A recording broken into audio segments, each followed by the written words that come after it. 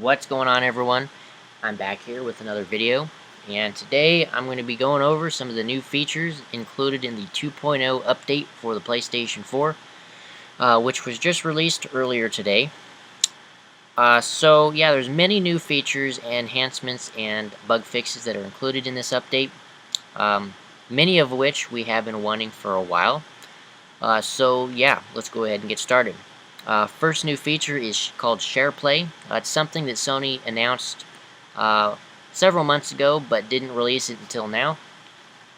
And essentially, what Share Play is it's basically a virtual controller for your friend.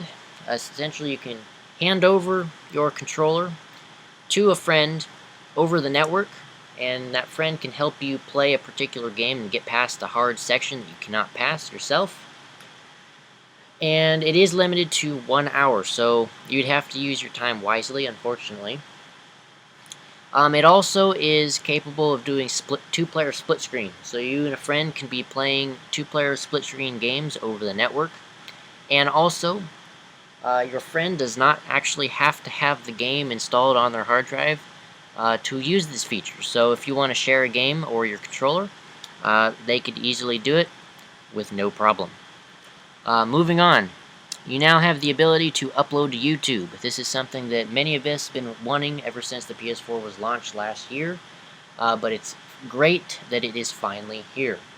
So, if we go into Capture Gallery and select a gameplay clip, for example, let's say this one here, if we hit Share button,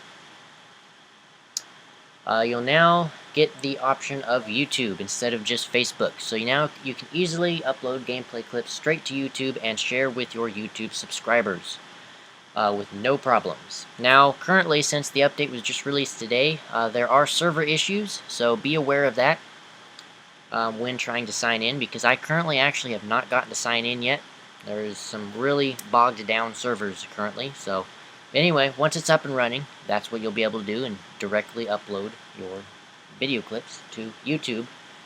And you can adjust the title and description, and as well as tags, straight from the upload window as well. So very nice. And alongside the new upload to YouTube functionality, you get a new YouTube app.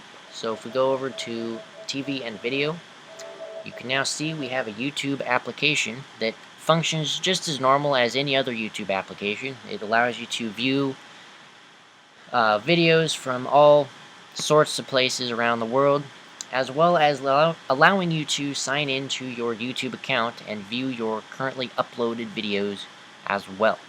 So that's very nice. And now you do have to download it from the PlayStation Store.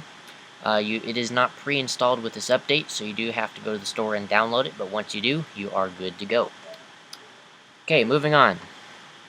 Sony has now added the ability to change the color and or theme of the background of the PlayStation 4 home screen. So if we go over to settings and scroll down here to the new themes section and click in there, you now get an option of pre-installed themes and the option to go to the PlayStation Store to download customized themes as well. Currently, there are no themes in the PlayStation Store to download because the update was just released today, so there's nothing to download currently, but stay tuned in the coming weeks because there will be some added in the future. But if we go to pre-installed themes over here, if you click on that, you get 8 pre-installed theme colors. So, first one is the basic default color. Second is yellow, and then you have a dark blue, which is my personal favorite. Red, a darkish black-gray color, pink, purple, and a light gray. So this is something that the PS3 has had ever since it was launched back in 2006, I believe. So it's very nice that the PS4 finally gets this functionality. Okay, moving on. There's a new USB music player. So if we go over right here, you can see now there's an application called USB Music Player. Now this only shows up if you have a USB flash drive plugged into your system. Once you remove that flash drive, this application will disappear off your home screen. But anyway, once you have a flash drive plugged in that currently does have music installed on it, you can easily click on this application. and view all of your songs that you have in that flash drive. So, and you can also create subfolders as well, so you can basically create albums, genres, and artists for particular songs, and easily go inside of those folders and select the song that you want to play. So on the left hand side you get a list of all the songs you currently have, and then on the right hand side you have your music controls with album artwork, titles, the scrub bar, and then the pause and play button, and the repeat, as well as volume controls. Now the cool thing with this application is the fact that you can essentially play any song in the background of wherever you are in the system. So if you're on the home screen, for example, you can listen to music there, or if you're playing a game such as, for example, Destiny or Call of Duty Ghosts, you can easily listen to music in the background while playing those games. So that is incredibly useful and really, really nice. Something I've been wanting on the PS4 ever since it launched. So I'm really glad that that functionality is finally there. Okay, and another thing with the music control or application is that if you want to adjust the music that is currently playing, for example, if you're playing a game and you want to pause and play that song, just hold down the PlayStation button, scroll all the way to the bottom, and you get this USB music player toggle here. So you can pause and play the song as well as skip between tracks, and also being able to adjust the volume for that particular song. So very nice and very useful. Okay, so that's the music player. Moving on, these next features involve the Live from PlayStation application. So if we jump into there, you can see the menu has been slightly redesigned. You now get this all section to view every single stream that is currently happening at this point in time. And then you can view featured streams from certain channels that you have followed. As you can see here, this is a channel that I have favorited, so you can view that particular channel at any point in time.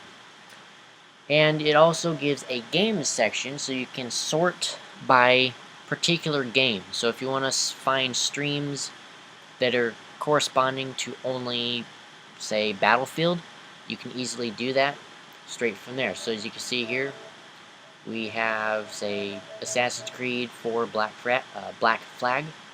You can easily click on that and view every stream that is being streamed via that game, which is really, really nice. And another really cool feature that I have been wanting that's finally here is the ability to view archived live streams. So if we hit R1 and switch over to archived, you can view every live stream that has been previously recorded. So you can rewatch a particular live stream over and over again, which is really, really nice. That's something that has been on the Twitch website for a while, and I'm glad that it's now on PlayStation 4. Okay, so that is the new additions to the Live with PlayStation application. And there are a few enhancements to the streaming features. That you can add a background and crop the image for your video, for the camera video that you would be putting for your face. So that's a little tidbit there. Okay, moving on. We have the ability to now trim video clips straight from the capture gallery. So if we go into capture gallery and select a video clip, and if we hit options, or the option button, you now get this option to easily trim that particular video clip without needing to go into the share factory, and or without needing to go into the upload window to actually trim your video. So you can do it straight from here now, easily and very good. That's really nice, that's there.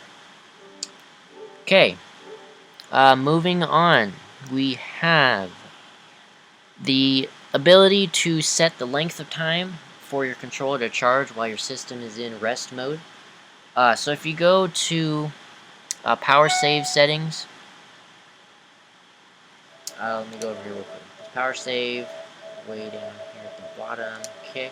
And if you go to set functions available in rest mode, you can adjust the time for your controller to charge. So for example, if you only want the controller to charge for 30 minutes, you can easily do that, and it'll stop charging so it can conserve power. Okay, next is there is additional voice commands for the voice control function. So if we go to settings and scroll down here to system and go to voice operation settings, you can now view the additional commands. As you can see here, these are all of the additional commands that are included with this update. Some have been there previously, but most of them are new with this 2.0 update. So it's very nice that that's there. And you can also view a guide if you are new to the voice control. So you can view that, and the system will walk you through on how to use the voice commands. Really nice. Okay, moving on. You can now adjust the input and output device audio from device settings. So if we go down here to devices, unit, and go to audio device, you now get the option to set the input and output device. Currently, I've got it set as microphone on PlayStation camera, and then the output would be the TV and or surround sound system. Then you can easily change that if you have a new device plugged in. So if you have an external mic, you can easily choose that option from here very easily. Okay, back into settings again. You now have mouse controls. So if we go back into devices, you now get this section called mouse.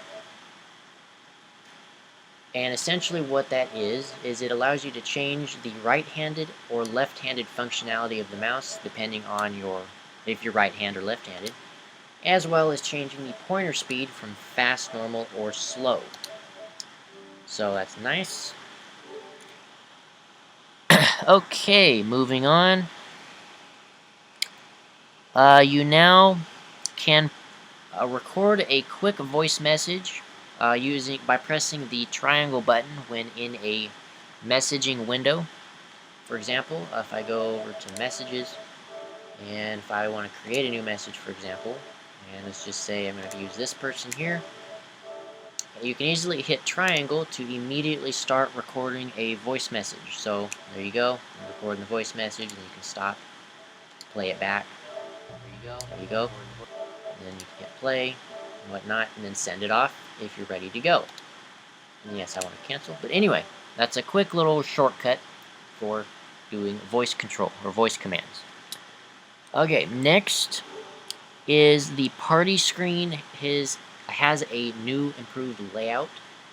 Now I can't actually show this because I don't actually have a party, but the party screen has been greatly improved to show more detail and give you more control over your party, such as audio options and removing a particular person from the chat. So that's very nice. Next up, we have the ability to enable or disable the amount of applications you currently have on your home screen. So currently, if we go over here to settings again, and go to, let's see here, go down to system, right here, and you see we have a new option called limit number of content items on the home screen. So if you enable this, you will only be able to view 15 of your most recent applications on your home screen at one particular time.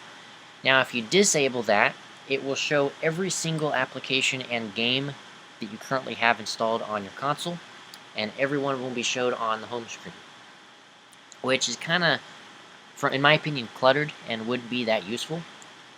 So I would recommend turning this feature on because it makes things much more organized. But if you do want to view all of your games and applications, you don't have to worry. You can easily go way over here and hit Library, which will allow you to view all of your games and applications that are currently installed on your console. So you don't have to worry about anything being hidden and or deleted. Okay, next up, this one is the last feature, and it would be the ability of a PlayStation icon and or PlayStation button that appears on some of your notifications that show up. So essentially, when you get a notification, you can easily hit the PlayStation button and it'll take you to the app and or game that sent you that notification, and you'll be launched straight in there, and you can decide what you want to do with it. So, really nice. Anyway, those are the main new highlighted features of the 2.0 update. Actually, before I go, I actually forgot one last feature. And it has to do with downloads. So if we go over here to download, you now have the ability to pause and resume downloads that you currently have running. So if I go to downloads, you can see I can pause and resume this particular download. So you can prioritize a particular download if you so choose to. This is something that I have been really wanting since day one of the PS4, so it's really nice that it is finally here and able to do this. So anyway, that actually is now the last feature of this 2.0 update, one of the main features, actually. So, I hope you guys have enjoyed this video. Make sure to hit that subscribe button, helps out my channel quite a lot. Also, if you guys have any questions or comments, leave those in the section below, and I'll get back to them as soon as I can. Also, hit that like button as well. It lets me know that you guys are enjoying my videos and everything like that. So, yeah, once again, hope you guys have enjoyed this video, and I will see you guys in the next one. Peace out.